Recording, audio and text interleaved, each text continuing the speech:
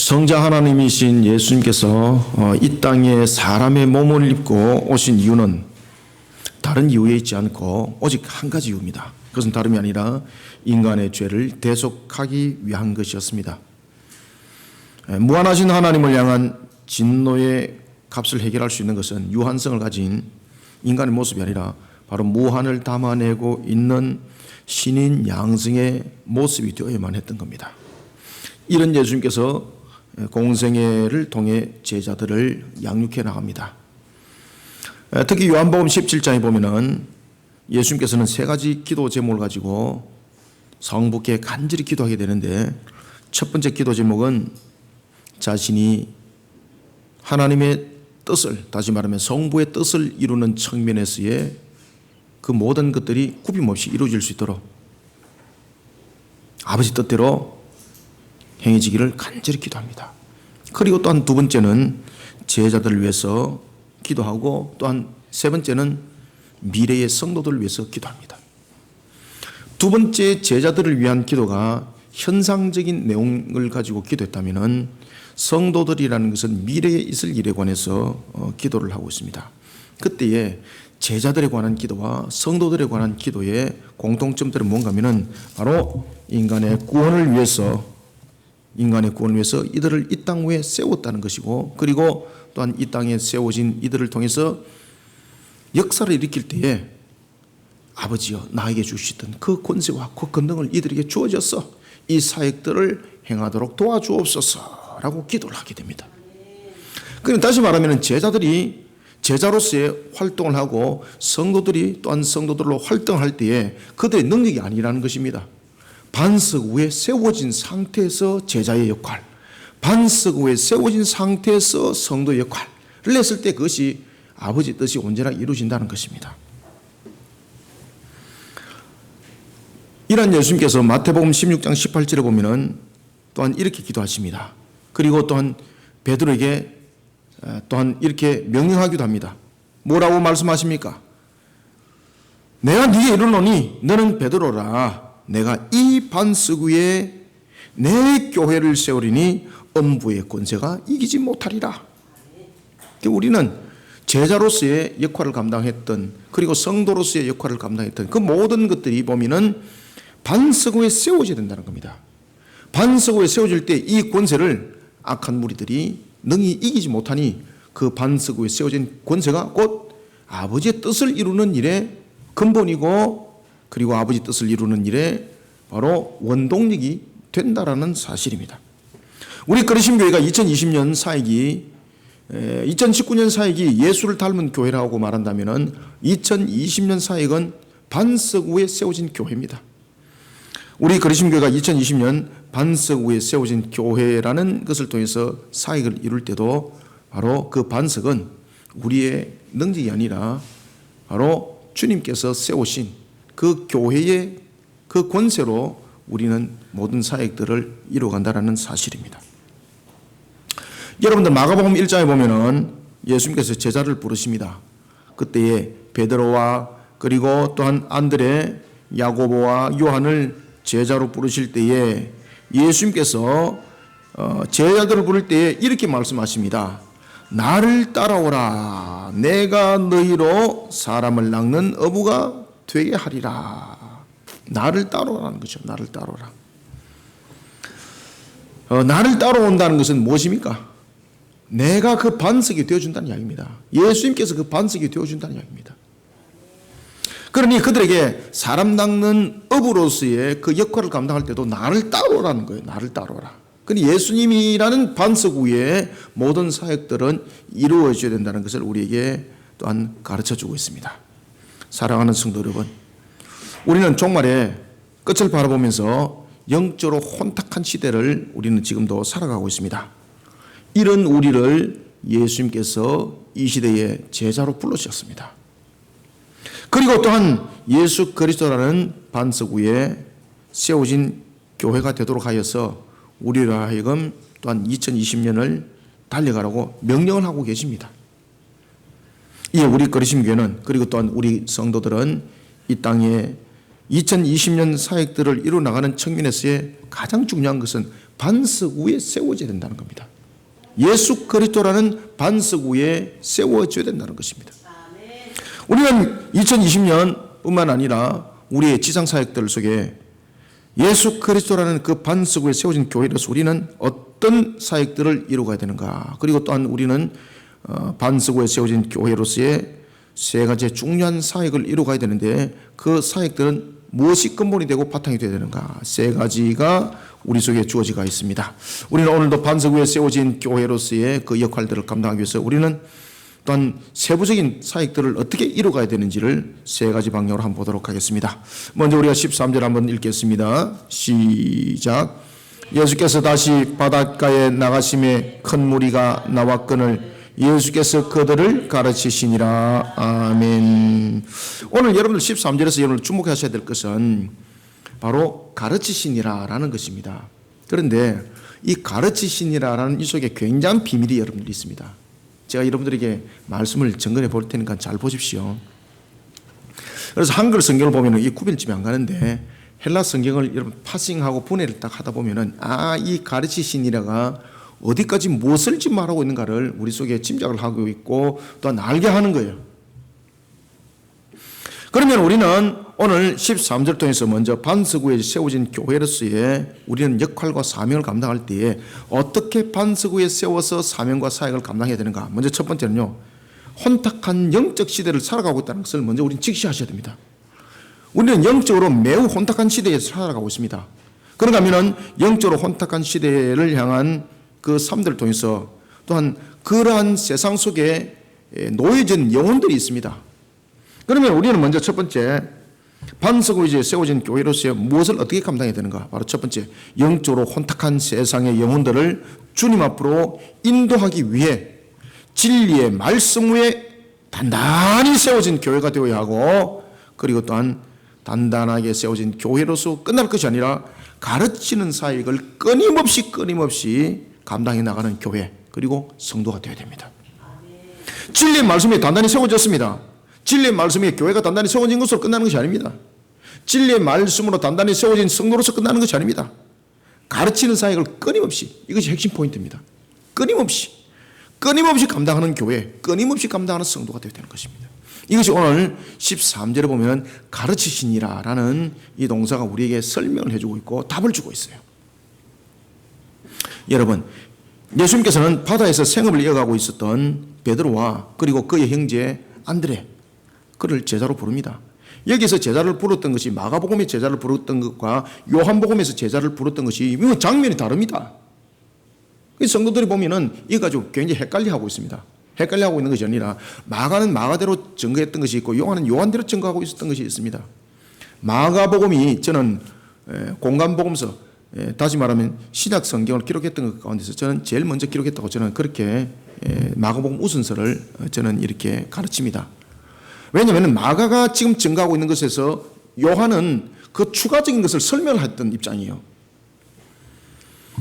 지금 마가가 증거하고 있는 것은 예수님께서 제일 처음 제자를 불렀던 그 장면이 아닙니다. 그 이후의 장면입니다. 제일 처음 예수님의 제자를 불렀던 장면은 요한복음에 보면 정확하게 나와 있습니다. 예수님께서 공생애를 이룰 때였습니다. 요단강에서 세례 요한으로부터 세례를 받으시고, 그죠? 그 장면들이 연출이 되고 난 뒤에 무엇이 이루어집니까? 그때 예수님께서 공생의 사역을 이루시고 난 뒤에 공생에서 여러분 40일의 금식을 마치시고 그 활동을 할 때에 세례 요한이 예수님을 향해서 행하시는 말씀이 있죠. 저분이 메시아라고 하는 것을, 그 소리를 당시에 요한의 제자였던 또 다른 요한 그리고 안드레가 그 사실을 듣게 되는 거죠. 그리고 세례 요한이 예수님의 제자로 그들이 따르도록 허락을 합니다. 그때 예수님의 제자들은 예수님을 24시간 늘 따라다녔던 것이 아닙니다. 예수님을 따르다가 다시 생업으로 돌아가고, 그리고 또한 생업에서 또한 예수님이 계시는 곳을 찾아가기도 하고, 이렇게 다시 말하면 왔다 갔다 출퇴근했습니다. 전적으로 따랐던 것은 예수님의 공생 후반기 사역 때 예루살렘으로 갈 때, 그때 후반기 사역 때에 이제 제자들이 전적 사역이 이루어지는 겁니다. 다시 말하면은 오늘 이 본문의 이 말씀은 예수님께서 첫 번째로 예수님의 제자를 따랐던 그 장면이 아니라 그 이후에 이제 장면들을 연출을 하고 있는 겁니다. 그때에 예수님께서 바다에서 생업을 이어가고 있는 제자들을 찾아갑니다. 그곳에서 베드로를 부릅니다. 그의 형제 안드레를 부릅니다. 여러분들, 안드레는요 베드로를 전도했던 형제예요. 안드레가 베드로에게 야, 우리가 그렇게 기다렸던 메시아를 내가 오늘 만났단 말이지. 그러니까 그의 형제가 뭐라고 말합니까? 야, 메시아가 어디 있더냐? 나로 한번 데리고 와봐라. 그래서 안드레가 자신의 형제 베드로를 전도해서 예수님께로 데려왔던 겁니다. 그럼 베드로와 안드레를 예수님께서 부르십니다. 그리고 또한 오늘 본문에 보면은 아버지의 품꾼들과 같이 함께 그물을 깁고 있던 세베대의 아들 야고보, 요한. 그럼 여러분들 여기서는 좀 직시해야 될 것은 베드로보다 야고보, 요한이 잘 살았던 것 같아요. 그죠? 야고보, 요한은 품꾼들이 있었습니다. 아버지와 함께 품꾼들이 있었다는 거죠. 그러면은 그의 생업들은 조금 더 여유가 있었다는 이야기입니다. 그때에 예수님께서 바닷가에 갈새에 큰 무리가 예수님께로 모여듭니다. 여러분들, 이때 상황은요, 여러분들이 잘 기억을 해야 될 것은 예수님께서 오늘 가르칠 때에 예수님이 갈릴리에 그들에게 이미 익혀진 사실이 없습니다. 여러분, 갈릴리는 예수님의 고향이 아니잖아요. 그러면은 예수님에 관해서 사람들이 잘 알지 못합니다. 그런데 오늘 본문에 보면은 예수님께서 바닷가에 갔는데 사람들이 큰 무리를 이뤄서 예수님께 다가왔다고 이야기를 하고 있습니다. 그리고 그들을 가르쳤다는 거죠. 그럼 여러분들, 이 상황 속에서 우리가 짐작할 수 있는 것이 있습니다. 예수님께서 공생의 사역을 이룰 때에 어디서 사역을 하셨습니까? 회당에서 가르치셨죠. 그때 회당은 사람들이 모이는 장소였습니다. 그곳에서 그들은 말씀을 배우고 예배를 드렸던 장소, 그곳을 예수님께서 그곳에서 말씀을 가르쳤습니다. 많은 사람들이 예수님의 그 가르침을 보고 깜짝 놀랍니다. 이야, 저분은 말이지, 하늘로부터 말씀을 받지 않고는 저런 말씀을 가르칠 수 없단 말이에요. 회당장도 고백을 한 겁니다. 이야, 저가 누구인가? 그럴 정도로 예수님의 말씀에 권세가 있었습니다. 많은 사람들이 회당을 통해서 예수님의 가르침을 갈릴리를 통해서도 회당을 가르쳐서 회당을 통해서 가르쳤었고, 그리고 그러한 장면들을 통해서 사람들이 예수에 관해서 알기 시작했던 거예요. 그런가 하면은 그러한 그 가르침을 받았던 그들이 자신들의 집으로 돌아가서 무슨 이야기를 했겠습니까? 이야, 오늘 내가 회당에서 예수라는 분을 통해서 정말로 하늘의 음성을 들었는데 이런 가르침을 주더라. 지금까지 우리가 회당에서 가르침 받은 것과는 차원이 다르더라. 이런 소문이 갈릴리에 퍼지기 시작했습니다. 그런가 하면은 예수님으로부터 가르침을 받았던 제자들 출퇴근했죠, 그죠? 예수님으로부터 가르침을 받았습니다. 그러면 그들이 여러분들 보시면은 분명히 오늘도 보면은 야고보와 요한은 그들 품꾼이 있었다 그랬습니다. 아버지의 품꾼. 그러면은 야고보, 요한이 입에 자꾸를 잠그고 그냥 이렇게 그물만 여러분 깁었겠습니까? 그물을 깁으면서 여러분 온갖 소리를 할 것 아니에요, 그죠? 온갖 소리를 할 것 아니겠습니까? 여러분들, 우리가 소문이 잦은 곳이 어떤 곳이 소문이 잦습니까? 사람이 모인 곳에 소문이 잦습니다. 그래서 그 동네 상황을 제일 잘 알려면 어디를 찾아가면 된다 그랬습니까? 그렇죠. 우물가에 찾아가면 됩니다. 우물가에 찾아가면은 개똥이 집에 밥그릇이 깨졌더라. 에서부터 시작해가지고 소똥이 집에 난리가 났더라. 이 소문까지 다 자자한 거예요, 여러분들. 그게 왜 그렇습니까? 입에서 입으로 전해지기 때문입니다. 그러면은 야고보와 요한도 마찬가지입니다. 그리고 안드레와 베드로도 마찬가지입니다. 그들이 갈릴리 쪽에 있습니다. 업을 하고 있습니다. 그 속에서 품꾼들과 함께 있습니다. 그러면 그들이 예수님으로부터 가르침 받았던 것에 대해서 뭐라고 말하겠습니까? 내가 예수를 만났는데 그분이 우리가 기다렸던 메시아이더라 말이지. 지금까지 우리가 가르침 받았던 것과는 차원이 다르더라. 그 이야기를 베드로와 안드레 그리고 또한 야고보와 요한이 자신들의 생업을 통해서 그 일들을 하면서 사람들에게 증거를 했겠죠. 그러니 예수님께서 갈릴리에 딱 나타나니까 사람들이 어떻게 됐습니까? 여러 무리들이 큰 무리를 형성해서 모였더라는 거예요. 그럼 여기서 무리라는 것은 한 곳에 있는 무리가 아니라 여기저기서 모였다는 거예요. 여기저기서. 누구의 소문을 듣고? 회당으로부터 가르침 받았던 사람들의 소문을 듣고, 그리고 제자들의 가르침을 받았던 제자들의 그 소문을 듣고, 맞아, 저분이야 그러면서 많은 사람들이 여러 곳에서 모였는데 무리를 형성했다는 것입니다. 그때에 예수님께서 그들을 가르칩니다. 무엇을 가르치겠습니까? 바로 하나님의 나라, 천국 복음을 가르쳤습니다. 갯돈을 어떻게 불어가지고 어떻게 하면 배를 갖다 큰 배를 살 것인지 그걸 가르치는 건 아닙니다. 하나님의 나라, 천국 복음을 가르쳤습니다. 그때 가르칠 때에 예수님께서는 회당에서뿐만 아니라 삶의 현장에서 가르쳤습니다. 예수님께서는 회당에서는 사람들이 모여있는 곳이었다면 예수님께서 간 곳은 생업의 터였습니다. 갔다는 거죠. 가만히 서 있으니까 온 것이 아니라 예수님께서 갔다는 겁니다. 그리고 예수님께서 가르쳤다는 겁니다. 여기서 가르쳤다는 동사를 미완료형 시제를 쓰고 있습니다. 그런데 과거 시제를 쓰고 있습니다. 이것이 여러분들 한글과 헬라어의 큰 여러분들 차이점이에요. 헬라는 그런 부분들을 어디까지 수식하고 있는가? 지금 가르치신다라는 것을 과거 미완료형을 썼다는 것은 예수님께서 공생애를 시작할 때 그뿐만 아니라 지금도 가르치는 것을 동일하게 했다는 이야기죠. 그러니 그런 가르침의 연속성 속에서 영향력을 끼치게 되었고, 그리고 가르침을 받은 자들이 예수님에 관해서 소문을 내었다는 이야기입니다. 그래서 사람들이 많이 모여들었다는 거예요. 만약에 예수님으로부터 가르침 받았던 사람들이 자기가 들은 것만 통해가지고 입을 갖다가 그냥 자꾸를 딱 닫았다면 예수님께서 갈릴리 바닷가에 갔을 때 사람들 안 모여듭니다. 가르치시니라를 미완료형을 쓰고 있다는 것은 예수님께서 가르치는 사역에 대해서는 두 가지의 끊임없는 점이 강조되어지고 있다는 겁니다. 다시 말하면 이 가르치시니라라는 것은 우리에게 무엇을 강조하고 있는가 하면, 첫 번째는 예수님께서 가르친 것을 미완료형, 과거형을 통해서 가르친 것을 과거뿐만 아니라 지금도 끊임없이 가르쳤다는 겁니다. 무엇에 관해서? 하나님의 나라, 천국 복음에 관해서. 그런가 하면 두 번째, 또한 가르치시니라라는 걸 통해서 무엇을 강조하고 있습니까? 회당에서뿐만 아니라 삶의 현장, 다시 말하면 장소를 불문하고 가르치는 것을 끊임없이 했다는 겁니다. 13절 한번 읽읍시다. 시작. 예수께서 다시 바닷가에 나가심에 큰 무리가 나왔거늘 예수께서 그들을 가르치시니라. 아멘.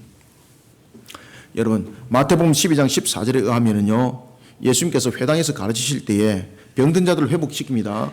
그때 예수님께서 가르치고 이럴 때에 바리새인들은 예수님께 어떻게 대항을 합니까? 이 바리새인들은요, 예수님을 죽이려고 모의를 하는 거예요. 천국 복음에 대해서 바르게 가르치고 있는데 이 바리새인들은 말 그대로 하나님에 관해서 율법과 법도와 규례를 잘 지킬 뿐만 아니라 가르치는 그런 종교 지도자들이었습니다. 그런 그들이요, 예수님을 죽이는 일에 모의를 하는 거예요. 그런가 하면요, 예수님께서 회당에서 가르쳤습니다. 마태복음 13장 53절부터 57절을 보면 예수님께서 고향으로 돌아가셨어도 회당에서 가르칩니다. 끊임없이 아시겠습니까? 그래서 이 과거 시제를 쓰고 있는 것은 예수님께서 어떤 형편과 어떤 환경에 놓여져 있을지라도, 심지어 자신의 생명의 위협을 받더라도 가르쳤다는 이야기예요. 무엇에 관해서? 하나님 나라 천국 복음을 고향에서 가르쳤습니다. 어떤 대우를 받았겠습니까? 이야, 할렐루야, 바로 우리와 함께 계셨던 그분이 바로 메시아였네, 주님이셨네, 이렇게 말하지 않습니다. 성경은 이렇게 말합니다. 예수님께서 가르치는 것을 보고 깜짝 놀랍니다. 왜 깜짝 놀랐을까요? 자신들은 예수가 누군지를 알거든요. 왜? 어릴 때부터 같이 자라왔고 또 커오는 과정을 봤거든요. 그는 목수의 아들이라고 말하고 있습니다. 그것은 뭔가 하면 비천한 아들이라는 이야기죠. 글도 제대로 배우지 못한 것이 어디서 지금 이 배워가지고 이것을 하는지 모르겠지만은 정말로 놀랍기는 놀랍다. 그러면서 예수님을 배척을 해버리는 겁니다. 놀랍죠? 예수님의 가르침을 듣고 깜짝 놀라는 그들이 예수님을 배척해버리니까 얼마나 놀랍습니까? 그래도 예수님은 가르치는 사역을 수업하지 않았습니다. 여러분들, 저와 여러분들의 입장 같으면은 그 정도 되면 낙담하지 않습니까? 야, 내가 이렇게 멋지게 가르쳤는데 이것들이 나를 갖다 인정을 안 하고 말이지. 나를 갖다 완전히 그냥 난도질하고 쫓아버리고 나를 완전히 그냥 엎어버리네. 그러면 얼마나 낙담이 되겠습니까? 그런데 예수님은 그렇게 자신을 향하여서 배척을 가하고 자신을 죽이려고 모의를 하는 그 순간도 그 장소에서 가르쳤다는 이거예요. 가르쳤다는 이야기예요. 우리는 반석 위에 세워진 교회와 성도는 바로 이러한 사역을 힘있게 감당해야 되는 겁니다. 예수님처럼 말입니다. 상황에 의해 가지고 쫓김을 당하다가 보면은 불리할 때도 있습니다. 복음을 전하다가 보면은 하나님의 나라에 관하여서 천국복음을 전하다 보면은 때로는 예수님처럼 아주 극박한 상황에 목숨조차도 위태로울 정도의 그런 위기 가운데 놓여질 때도 있습니다. 세상에 저 사람들이 나를 이렇게 핍박해 그런 경우를 당할 때도 있습니다.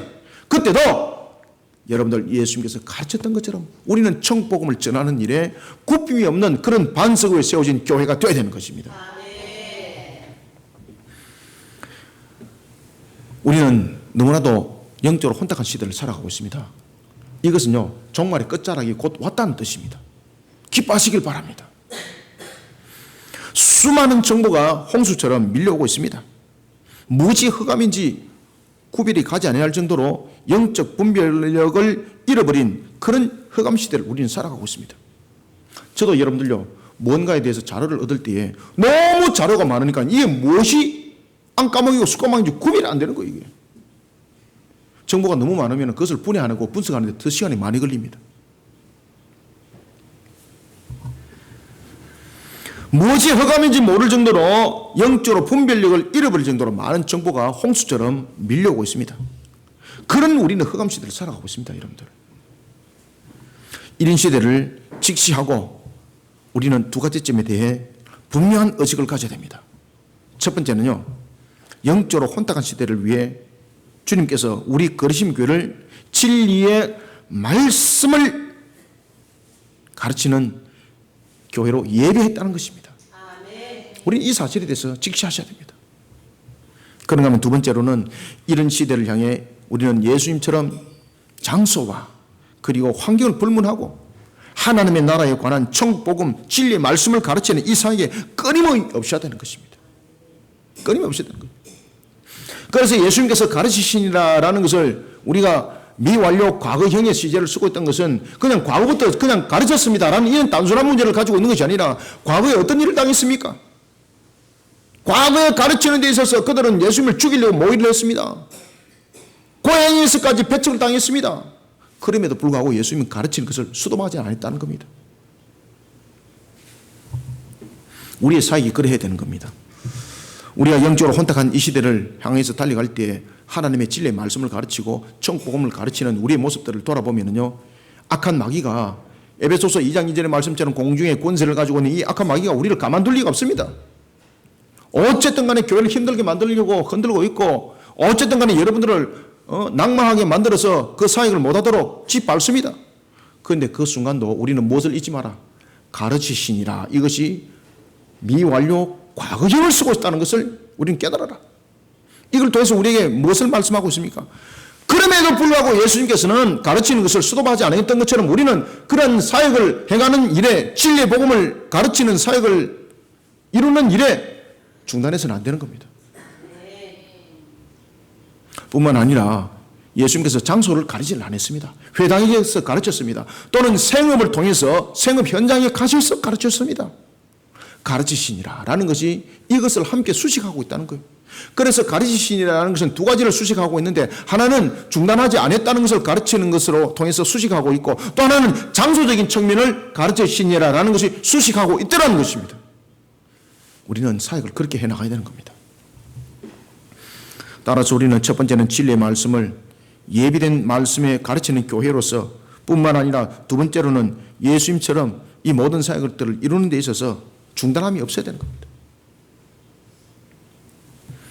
진리의 말씀으로 예비된 교회라는 것을 자랑 삼는 것으로만 끝내서는 아니 되는 겁니다. 여러분들이 잘 아시는 것처럼 에덴 동산도 보면은 내강이 비선과 기온과 히데일과 유브라데의 내강이 형성하는 것은 에덴 동산에서 흐르는 물이 계속적으로 흘렀기 때문에 그 내강의 근원이 옥토가 되었고 생명이 살아나는 근원이 됐던 겁니다. 만약에 한 번 흐르다가 끝내보십시오. 그게 옥토가 되겠습니까? 흐르다가 중간에 끝내버리면요 생명이 살 수가 없습니다. 옥토뿐만 아니라 생명이 모이들 수가 없습니다. 끊임없어야 됩니다. 가르치시니라. 이것은 바로 비손강, 기혼강, 히데겔강과 유브라데의 강처럼 에덴 동산에서 흘렀던 내강처럼 사역을 이루어야 되는 것입니다.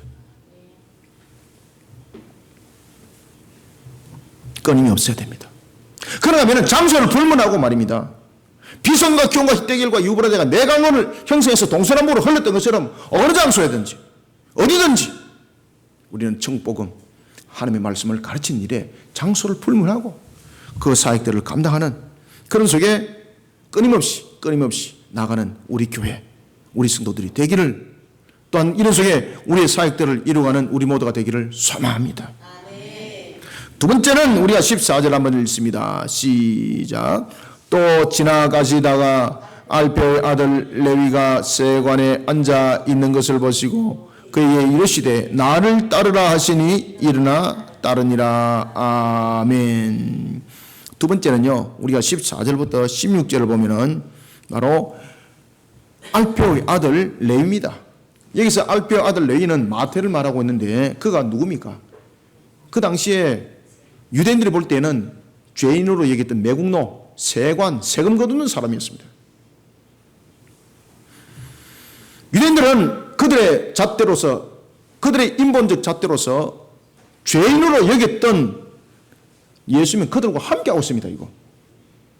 그러면 죄인과 함께하게 되면 예수님 자신도 부정하게 된다는 이야기죠. 자, 우리는 여기서 오늘 깨달아야 될 것이 있습니다.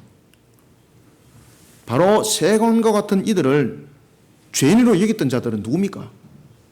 유대인들이었고 그 다음에 거기에 대해서 특히 더 깊이 했던 것이 종교 지도자들이었거든요. 그럼 이들이 가지고 있는 것은 그들 나름대로의 기준을 가지고 평가를 했기 때문에 죄인이라고 말하는 것 아니겠습니까? 그죠? 그럼 그들이 말하는 정의와 공의는 어떤 것인가? 그런데 예수님은 왜 그들을 죄인으로 여겼던 그들을 만났을까라는 것입니다. 그죠? 그러면은 이들이 가지고 있는 종교 지도자들, 바리새인을 비롯한 종교 지도자들이 가지고 있는 이 정의와 공의와 예수님께서 가지고 있는 정의와 공의가 달랐다는 뜻입니다. 그죠? 그러면 우리는 이 비교 관점을 통해서 두 번째, 우리는 반석 위에 세워진 교회로서의 두 번째는 어떤 사역들을 이루어가야 되는가? 바로 인본적 정의와 공의가 아니라 하나님의 나라의 정의와 공의입니다. 따라서 두 번째는 14절부터 16절까지 죄인을 예수님 품으로 인도하는 보혈의 십자가 위에 세워진 교회로서 하나님의 나라의 정의와 공의를 세워나가는 사역을 끊임없이 우리는 감당하는 교회 성도가 되어야 됩니다. 죄인을 예수님 품으로 인도하는 보혈의 십자가 위에 세워진 교회, 그 교회로서, 그 성도로서 우리는 하나님의 나라 정의와 공의를 가지고 있어야 됩니다. 분명히 우리가 보혈 위에 세워졌습니다. 그럼에도 불구하고 우리의 인본적 정의와 공의를 가지고 잣대를 댈 수 있어요. 바리새인처럼 말입니다. 서기관들처럼 말입니다. 이 썩은 종교 지도자들처럼 말입니다. 하나님의 나라의 정의와 공의를 가지고 우리는 사역을 해나가는 그 일들을 끊임없이 해나가야 되는 거예요. 예수님 당시 유대인들은 로마의 다스림 가운데 있었습니다. 따라서 당시 유대인들의 모든 생업들은 로마로부터라는 그런 등식이 성립되었습니다. 그런 그런 속에 살아가고 있던 그들에게 하나님께 주신 예언의 말씀은 너무나도 기다림이었습니다. 왜? 그 예언의 말씀을 통해서 무슨 말씀을 했기 때문에? 메시아를 통해서 그들을 해방시킬 것을 약속을 했기 때문입니다.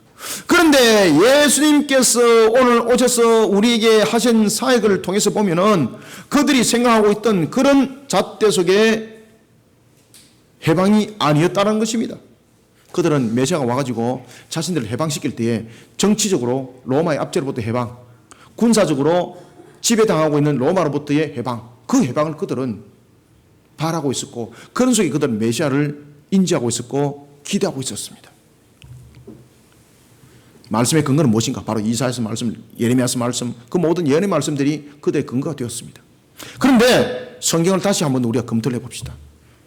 특히 이사야서 9장 6절에 보면은 메시아는 평강의 왕으로 올 것을 예언하고 있습니다. 메시아가 평강의 왕으로 올 것을 예언하고 있습니다.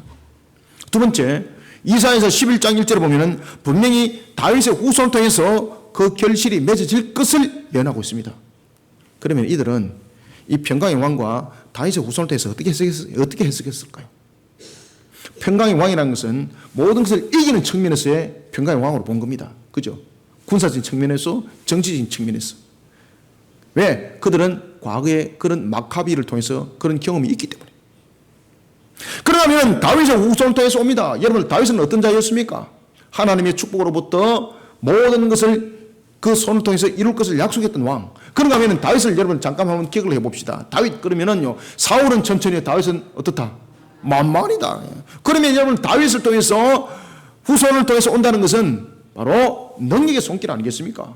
그러니 정치적으로, 군사적으로 해방을 시키는 그런 메시아로 해석을 해버린 거예요, 여러분들.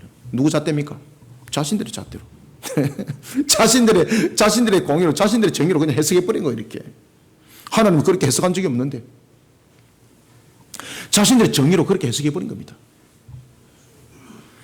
그러나 성경에 따르면요, 메시아는 정치와 군사의 목적을 이루는 것이 아니라 바로 평강의 왕으로 이 땅에 올 때에 그 평강은 바로 무엇인가? 하나님의 나라의 정의와 공의를 세우는 것이었습니다. 예레미야서 33장 15절에 여기에 대해서 이렇게 말씀하고 있습니다. 예레미야서 33장 15절은 이 땅의 정의와 공의를 실현하기 위해서 바로 평강의 왕이 오실 것이란 말이에요. 그러면 여기서 말하는 정의와 공의는 무엇인가? 그들이 말하는 군사와 정치가 아닙니다. 새하늘과 새 땅이 바로 하나님의 나라의 정의와 공의입니다. 그래서 하나님의 나라와 정의와 공의를 세우기 위해서 인간의 죄로 인하여서 무너져버린 하나님 나라의 정의와 공의를 회복시키기 위해서 예수님께서 평강의 왕 다윗의 후손으로 올 것이 언약 속에 예언되어져 있었고, 그리고 예수님께서 그렇게 오신 겁니다. 그래서 예수님께서는 죄인을 먼저 품은 겁니다. 메시아가 오실 목적은 정치와 군사가 아니라 인간의 죄로 말미암아 무너진 하나님의 나라의 정의와 공의를 세우는 것이었습니다. 이 예언의 말씀대로 다윗의 한 가지로 오신 예수님께서 공생의 사역을 이룹니다. 예수님께서는 하나님의 나라의 정의와 공의를 실현을 위해 죄인을 먼저 그 품으로 품습니다. 예수님께서 제자를 부를 때도 마찬가지입니다. 예수님께서 제자를 부를 때 불렀던 제자들도 오늘 본문에 보시면은 마태 같은 경우는 유대인들이 그를 매국노라 여기고 죄인으로 부르던 바로 세리였습니다. 세리는 로마 정부의 앞잡이라고 여겼습니다. 동족인 유대인들에게 세금을 거둬서 로마 정부를 배불리게 하고 그 덕에 자신도 부를 누리는 자. 그러니 유대인들적인 측면에서는 매국노요, 죄인인 것입니다. 누구의 정의로, 누구의 공의로 잣대를 댔습니까? 자신들의 정의, 아시겠습니까? 자신들의 정의로 잣대를 대고 자신들의 공의로 잣대를 대니 세리는 죄인이었습니다. 그런데 예수님은 그런 세리 중에 한 사람이었던 마태를 제자로 불렀습니다. 이 말이 되겠습니까? 말이 안 되는 겁니다. 이거 난리가 난 겁니다. 그리고 심지어 그런 죄인들과 함께 식사를 합니다. 바리새인의 서기관이 이것을 목격하고 예수님을 향해서 공격을 하는 겁니다. 14절부터 16절 한번 읽읍시다. 시작. 또 지나가시다가 알페오의 아들 레위가 세간에 앉아 있는 것을 보시고 그에게 이르시되 나를 따르라 하시니 일어나 따르니라. 그의 집에 앉아 잡수실 때에 많은 세리와 죄인들이 예수와 그의 제자들과 함께 앉았으니 이는 그러한 사람들이 많이 있어서 예수를 따름이르라. 바리새인의 서기관들이 예수께서 죄인 및 세리들과 함께 잡수시는 것을 보고 그의 제자들에게 이르되 어찌하여 세리 및 죄인들과 함께 먹는가. 아멘. 여기서 예수께서 죄인 및 세리들과 함께라는 것은 두 분류를 말하는 것이 아니라 세리를 죄인으로 부르는 겁니다. 오늘 여러분들 우리가 본문 속에서도 우리가 나타나고 있는 것처럼 유대인들은 자신들의 잣대로 논합니다. 그리고 당시 세리를 부정한 자 죄인으로 여깁니다. 그리고 그런 자들과 함께 식사하는 예수님과 예수님의 제자를 부정하다고 지적을 하고 있습니다. 그러면 여러분 이 순서를 보면은 베드로가 마태가 부름을 받을 때는 안드레와 베드로, 야고보와 요한 다음에 부름을 받았다는 이야기지 않습니까? 그때 마태를 부를 때에 이 네 명의 제자가 목격자라는 이야기고 증인이라는 이야기지 않습니까? 이들도 함께 부정한 자로 낙인을 찍었다는 이야기죠. 자신들의 유전으로 만든 그 정의와 그 공의의 잣대로 하나님의 일하심을 저울질하고 있습니다. 끔찍스러운 죄를 범하고 있습니다, 지금. 그런데 자신들이 끔찍한 죄를 범하고 있다는 것을 이들은 지금 깨닫습니까? 못 깨닫습니까? 못 깨닫습니다. 자신들의 정의와 자신들의 공의의 잣대로 되어서 하나님의 정의와 공의와 하나님의 그 잣대를 지워버리는 겁니다.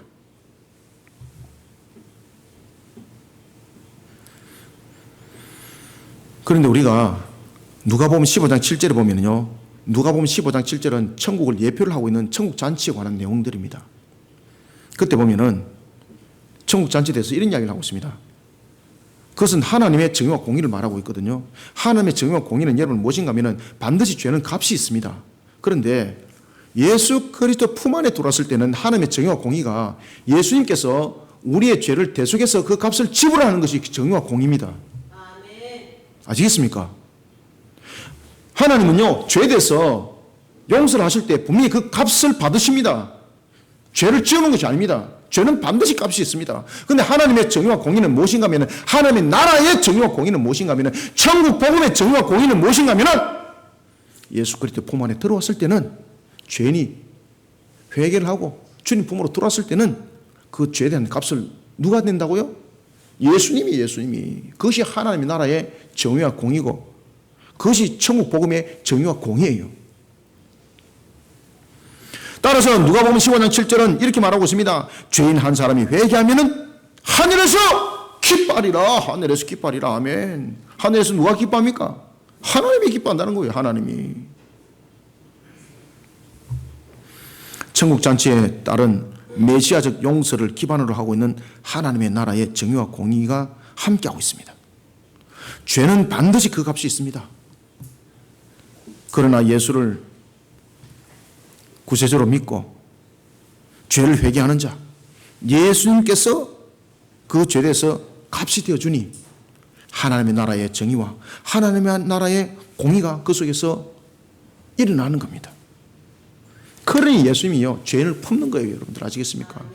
내가 너를 대신하여서 내가 그 너의 죄를 대신하여서 내가 죽으리라. 그래서 제자들을 품는 거예요. 그래서 예수께서 제자들을 찾아가서 품는 거예요. 여러분들 아시겠습니까? 우리는 이런 사역들이 이루어져야 되는 겁니다. 어떤 사람들을 보면은 과거에 자기가 깨었다는 사실은 모르고 자기가 깨어가지고 옆구름 쳤다는 사실은 모르고 다른 사람 옆구름 치는 거 보고 저런 놈들이 어디 있노? 지는 옆구름 친 것을 기억도 안 하고 지도 예수님께서 품었기 때문에 해결된 건지 모르고 다른 사람 개걸음 치는 거 가지고 저런 놈이 어디 있노? 저런 놈이 어디 있기는 바로 그 모습이 나의 모습인데요. 여러분들 우리는 그런 자들도 예수님의 가슴으로 품는 사역이 이루어져야 되는 겁니다. 죄인 한 사람이 얘기하면 하나님에서 기뻐한다 했습니다. 이것이 여러분 천국 잔치요, 이것이 하나님의 나라의 정의요 공의입니다. 사랑하는 성도 여러분, 죄인을 예수님 품으로 인도하는 보혈의 십자가 위에 세워진 교회로서 우리는 하나님의 나라 정의와 하나님의 나라의 공의를 세워나가야 됩니다. 그들을 판단하지 말고 그들을 구별해서 던져버리지 말고 나도 시궁창 있는 모습이었고 나도 썩은 문드러 빠진 그런 모습에 있는 것 주님께서 품어서 우리 다 씻어낸 것 아닙니까? 주님께서 다 품어주셔서 공의와 정의 속에서 그 값을 지불해 주셔서 우리는 이렇게 세마포를 입은 정결한 모습에 거룩한 신부가 된 것 아니겠습니까? 그런데 그런 은혜는 잊어버리고 다른 사람 보고 삿대질하면서 저런 놈이 어찌 교회에 올 수 있는 말이에요. 그럼 본인은 사랑하는 성도 여러분, 죄인을 예수님의 품으로 인도하는 보혈의 십자가 위에 세워진 교회로서 우리는 자신이 아는 정의와 공의가 아닙니다. 세속적인 정의와 공의가 아닙니다. 하나님의 나라의 정의입니다. 하나님의 나라의 공의입니다. 이것을 세워나가는 사역을 끊임없이 감당하는 교회 성도가 되기를 소망합니다. 마지막으로는 세 번째입니다. 17절 한번 읽읍시다. 시작. 예수께서 들으시고 그들에게 이르시되 건강한 자에게는 의사가 쓸데없고 병든 자에게라야 쓸데있느니라. 나는 의인을 부르러 온 것이 아니요 죄인을 부르러 왔노라 하시니라. 아멘. 성경은 여러분 보시면은 창세기부터 요한계시로 보면은 두 대칭 구도가 항상 형성됩니다. 구원받을 자와 구원받지 못할 자. 그죠? 그래서 가인과 아벨. 그런가 하면은 알곡과 쭉정이. 이런 부분들이 두 대칭 구도를 형성하고 있습니다. 오늘 본문에 보면은 그러한 것들에 마치 축약하고 같습니다. 오늘 본문에 보면은 이렇게 말하고 있습니다. 건강한 자, 그 다음에 병든 자, 의인, 죄인. 전부 다 두 대칭 구도입니다. 그런데 이 두 대칭 구도를 통해서 예수님께서는 어떤 말씀을 우리에게 주고 있는가, 우리는 어떤 사역을 이루고 있는가, 그리고 어떤 사역을 해야 되는가라는 것입니다. 여기서 여러분들요, 건강한 자는 스스로 건강하다고 여긴 자입니다. 의인은 스스로 의인이라고 여긴 자들입니다. 바로 인본주의자들입니다. 이런 부분들을 우리가 바르게 발견하기 위해서는, 바르게 알기 위해서는 바른 교리 가운데 안 세워지면 이것을 확인할 수가 없는 거죠. 따라서 우리는 17절 통해서 인본적인 것을 가르치며 거릇된 길로 인도하는 맹인의 교회가 되어서는 안 됩니다. 인본적인 것을 가르치며 거릇된 길로 인도하는 맹인의 교회가 되지 않도록 바른 교리 위에 세워진 교회로서 사역을 끊임없이 감당하는 교회 성도가 되어야 합니다. 예수님께서는 자신들의 유전을 바탕으로 한 인본주의적 정의, 인본주의적 공의의 잣대에 대해서 이렇게 말씀하십니다. 나는 의인을 부르러 온 것이 아니다. 여러분들 의인을 부르러 왔지 왜 의인을 부르러 온 것은 아닙니까? 그런데 여기서 의인은 무엇을 말하고 있습니까? 스스로 의인이라고 인정하고 있는 거릇된 잣대를 가지고 말하는 그들을 말하고 있습니다. 바로 누굽니까? 바리새인과 서기관들, 종교 지도자들, 말도 안 되는 소리들을 하고 있는 것들. 예수님께서 말씀하십니다. 나는 의인을 부르러 온 것이 아니라 누구를 부르러 왔다? 죄인을 부르러 왔다는 거죠. 죄인은 예수님께서 그 값을 하나님의 나라의 정의와 하나님의 나라의 공의로 예수님께서 대신 값을 지불해 준 자. 죄인을 부르러 왔느니라. 성경은 말합니다. 나는 의인을 부르러 온 것이 아니라 죄인을 부르러 왔느니라. 건강한 자가 스스로 어렵다고 자부하는 바리새인과 서기관들을 가리킨다면 병든 자들은 누굽니까? 자신들이 인본주의 잣대로서, 그리고 인본주의 정의와 공의의 잣대로서 잣대를 되었던, 자신들이 죄인이라고 얘기했던 세리와 같은 자들이었습니다. 스스로 어려운 자라고 얘기했던 그들은 자신의 진정한 모습을 돌아보지 못하는 영적으로 맹인과 같은 자들입니다.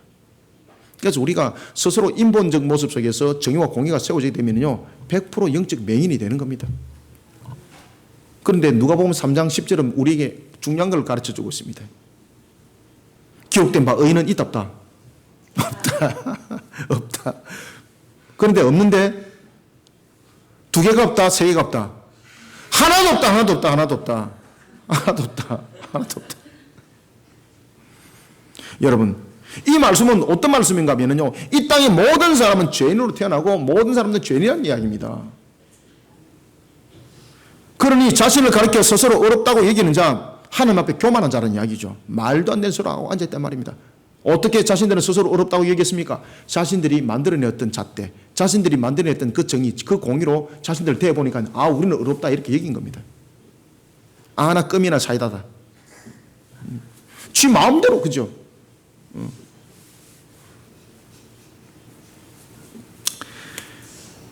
우리 17절 다시 한번 읽읍시다. 시작. 예수께서 들으시고 그들에게 이르시되 건강한 자에게는 의사가 쓸데없고 병든 자에게라야 쓸데있느니라. 나는 의인을 부르러 온 것이 아니요 죄인을 부르러 왔노라 하시니라. 아멘. 마태복음 15장 14절은 말합니다. 맹인이 맹인을 인도하면은 둘 다 어디에 빠진다? 구덩이에 빠진다 말입니다. 구덩이에 빠진다. 그러니 결국은 인본적 잣대를 가지고 정의 공의를 만드는 자의 가르침을 받은 자들은요 끝나는 겁니다.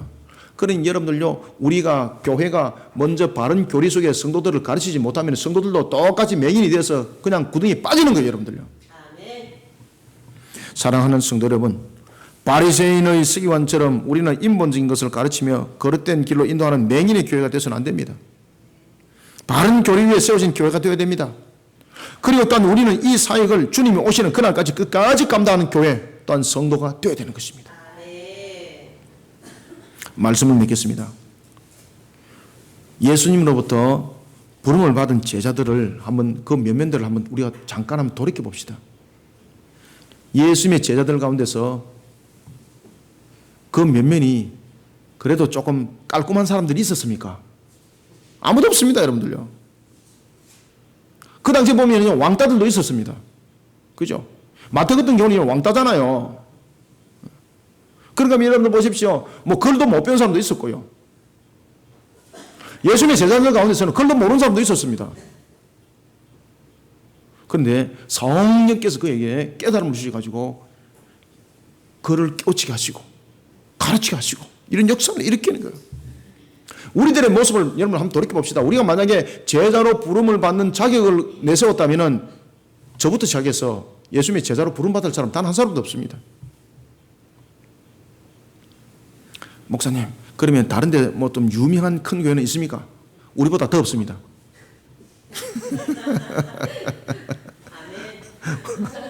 우리보다 더 없습니다. 우리는 가방 끈이라도 길지. 예. 우리는 가방 끈이라도 길지 않습니까? 우리 한 사람 한 사람 따져보면 전부 다 전문가들이잖아요. 우리 교회 교인들이 전문가들로 형성되었으니까요. 재송이동 동사무소에서 깜짝 놀라더라고요. 야, 그런 교회에서 이런 역할들을 다 하고 계십니까? 왜? 우리는 따져보니까 전부 다 전문가들로 형성되어 있거든요. 그런데 그런 우리조차도 면면을 따져보면요. 자랑 삼을 것 아무것도 없습니다. 아무것도 없습니다. 우리는 그런 자들이었습니다. 예수님의 제자들도 그런 자들이었습니다. 그런데 그런 자들을 반석 위에 올려놓으니 가치가 달라지더라는 겁니다. 그런데 그 반석이 누구의 반석이었습니까? 바로 예수님의 반석이었습니다. 사랑하는 성도 여러분, 예수님의 피값으로 세워진 우리 거리심 교회, 주님의 값으로 세워진 반석 위에 세워진 교회입니다. 저와 여러분도 마찬가지입니다. 저와 여러분들 또한 반석 위에 세워진 그러한 하나님의 택한 백성이요 일꾼들입니다. 그런데 우리가 지켜야 될 것은 그런 우리는 영적으로 보는 눈이 있어야 합니다. 예수 그리스도의 은혜 속에서 그 반석 위에 우리 교회는 세워졌습니다. 저와 여러분들 세워졌습니다. 그러니 그런 그 우리를 향해서 내가 이런 자야 하라고 그저 내 자랑을 삼았다면 오늘 본문에 나타나고 있는 바리새인의 서기관들과 똑같은 놈들입니다. 똑같은 종류입니다. 똑같은 유입니다. 똑같은 유. 우리는 반석 위에 세워진 교회로서, 반석 위에 세워진 성도로서, 주님의 피값의 은혜로서 세워진 우리는요, 영적 눈이 밝아져야 합니다. 우리는 영적 눈을 통해서, 영적 눈의 밝음을 통해서 쓰러져가는 영혼들을 볼 수 있어야 합니다. 우리 아무리 반석 위에 세워진들 우리를 자랑 삼을 것이 아니라 우리 아무리 반석 위에 세워진들 영적 눈으로서 쓰러져간 영혼들을 보지 못하면요, 주님께서 우리를 이 땅에 두신 목적을 이루지 못하기 때문에 쓰레기와 똑같은 거예요. 그래서 제가 중간에 여러분들에게 말씀드렸지 않습니까? 요한복음 17장이 예수님께서 그 현상적인 현재의 제자를 향해서 기도를 했다면 미래의 성도의 미래의 제자를 향해서 기도했다고 말입니다. 반석 위에 세워진 교회로서의 사역을 이루기 위해서 그 권능과 그 권세를 줬다라고, 아버지여 그들에게도 동일하게 주십시오라고 기도했지 않습니까? 그러니 저와 여러분들은 반석 위에 세워진 교회로서, 반석 위에 세워진 성도로서 예수님께서 기도하신 그 당시에 미래적 예수님의 제자들입니다. 그런 우리 속에 반석 위에 세워진 우리에게 하나님께서 예수 그리스도를 통해서 우리에게 권세를 줬습니다. 권능을 줬습니다. 그걸 자랑 삼지 마라 말입니다. 그 권세와 그 권능을 통해서 우리는 쓰러져가는 영혼을 볼 수 있는 영적 눈이 열려져야 합니다.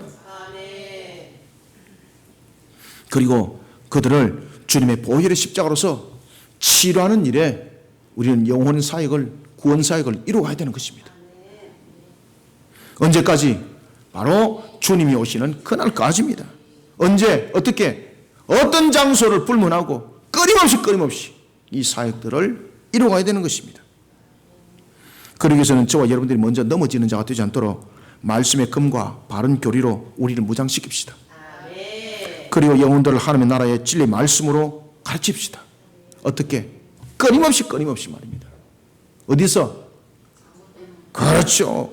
장소를 불문하고 교회 속에서만 거룩한 체 하지 말고 교회 밖을 문턱을 나가거들라 이 사역들을 함께 이뤄나가는 저와 여러분이 되기를 소망합니다.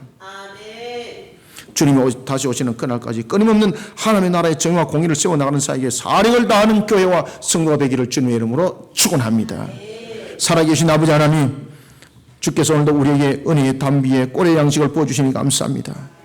반석 위에 세워진 교회로 2020년 사역을 이루고자 하는 우리 그리심 교회, 하나님이여 우리로 하여금 먼저 바른 말씀 가운데 우리를 세워주시고, 그런가 하면 또한 우리는 예수 그리스도의 보혈의 십자가를 증거하는 정의의 길로 달려가고, 또한 이 모든 일들이 바른 교리 가운데 세워져 하나님의 사명을 감당하고자 합니다.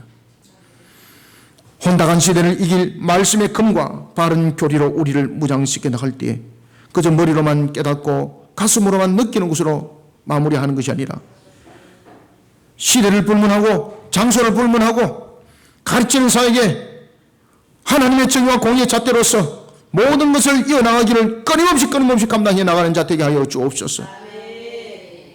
주께서는 그 생명까지 위협을 당하고 그리고 또한 고향에서 배척을 당하기까지, 그럼에도 불구하고 그 모든 것들을 아버지의 뜻을 이루기 위하여 끊임없이 장소를 불문하고 모든 환경들을 불문하고 하나님 나라의 복음을 가르치는 일에 전력을 다했던 것처럼 우리 또한 이 사역 사명들을 주님의 모습처럼 감당해 나가는 그리스도인이 되게 도와주시옵소서. 이러한 반석 위에 세워진 교회로서 우리가 달려나갈 때에 주님이여 반석 위에 세워진 교회, 요한복음 17장에 통하여 우리에게 주신 말씀처럼 아버지여 그 뜻을 위해서 나에게 주신 그 권세와 그 권능을 미래의 성도들에게도 주옵소서라고 했던 그 약속의 말씀이 우리에게 오늘도 이루어진 줄 믿습니다. 우리는 또한 이 믿음을 가지고 십자가의 정의로 달려가기를 소망합니다.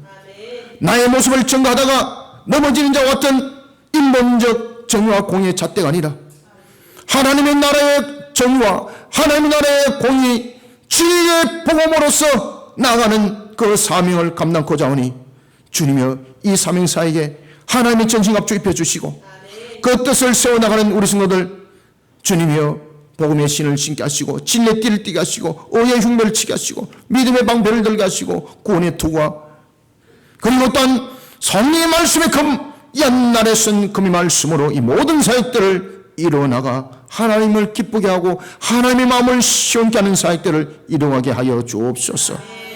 따라서 이 모든 사역들을 감당케 우리 성도들 너무나도 부족함이 많사오니 성령님 능력을 다해 주시고 이렇게 세워 달려가게 도와주옵소서. 우리 그리심 교회 이 사역을 감당하기 위하여 주 앞에 엎드려 싸우니 하나님 이렇게 세워 달려가는 교회 되게 하여 주옵소서. 오늘도 주신 말씀이 우리에게는 에스겔서 34장의 복된 말씀이 되게 하여 주시고 또한 37장에 죽은 마른 뼈가 살아나는 역사로 사역이 이루어지게 성령님 도와주시옵소서. 예수님의 이름으로 기도드립니다. 아멘.